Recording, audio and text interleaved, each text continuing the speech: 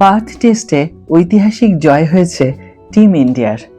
সেই সঙ্গে চলতি বর্ডার গাভাস্কার সিরিজে টিম ইন্ডিয়া 1-0 ব্যবধানে এগিয়ে গেল। এই ম্যাচে টিম ইন্ডিয়া 295 রানে জয়লাভ করেছে।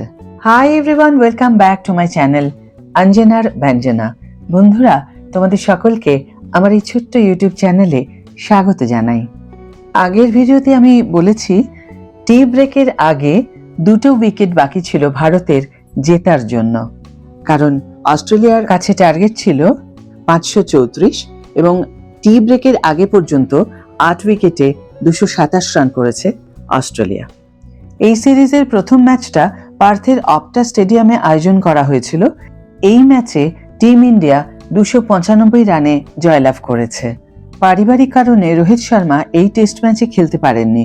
সে কারণে জসপ্রীত বুমরাহের হাতে নেতৃত্ব তুলে দেওয়া হয়েছিল। টস জিতে তিনি প্রথমে ফিল্ডিং করার সিদ্ধান্ত নেন, কিন্তু ম্যাচের প্রথম ইনিংসে যখন ভারত মাত্র 150 রানে অল আউট হয়ে গিয়েছিল, তখন এই ফলাফল কেউ কল্পনাও করতে পারেননি। তবে জসপ্রীত বুমরাহের 5 উইকেটের দৌলতে অস্ট্রেলিয়া 104 রানে গুটিয়ে যায়।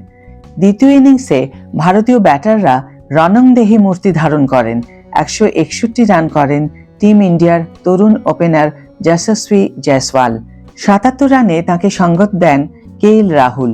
এরপর বিরাট কোহলি 100 রানে অপরাজিত থাকেন। সব মিলিয়ে ভারত 6 উইকেটে 487 রান তুলে ইনিংস ডিক্লেয়ার করে দেয়। এরপর ব্যাট করতে নেমে খেই হারিয়ে ফেলে অস্ট্রেলিয়া। তৃতীয় দিনের শেষেই তারা 12 রানে 3 উইকেট হারিয়ে ফেলেছিল।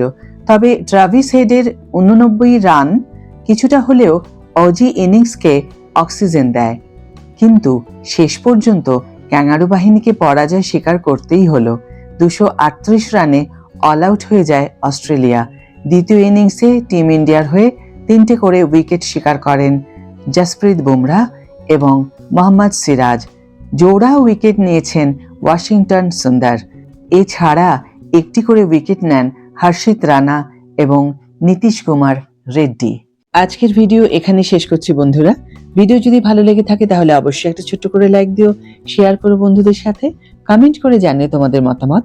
যারা এখন আমার চ্যানেলটিকে সাবস্ক্রাইব করোনি তারা অবশ্যই চ্যানেলটিকে সাবস্ক্রাইব করে আমার পাশে থেকো, আর যারা অলরেডি সাবস্ক্রাইব করে দিয়েছো তাদের জন্য আমার অনেক অনেক অনেক ভালোবাসা এবং অনেক ধন্যবাদ।